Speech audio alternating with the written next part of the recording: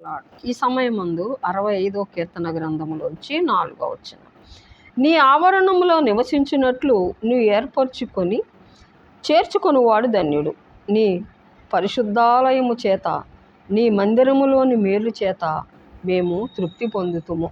చూడండి, ఏ మనిషి అయితే మందిరములో ఉంటాడో ఆ వ్యక్తి అంట ఆయన మందిరపు మేలు చేత వాళ్ళు తృప్తి పొందుతారంట. అందుకనే మనం మందిరానికి వెళ్ళాలి.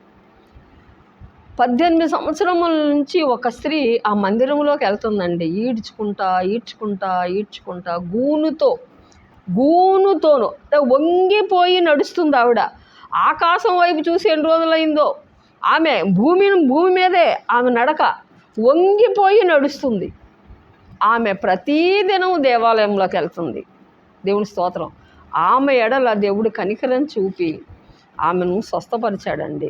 అందుకనే ఇక్కడ కీర్తనకారుడు అంటాడు, మీ పరిశుద్ధాలయము చేత నీ మందిరము మేలు చేత మేము తృప్తి పొందుదుము. ఎవరైతే అందుకనే మన మందిరానికి వెళితే ఏదో ఒక సమయంలో ఆయన మన ఎడల కనికరం చూపించి మనకి మేలు చేస్తాడండి. అందుకనే మనం మందిరానికి వెళ్ళాలి. దేవుని స్తోత్రం.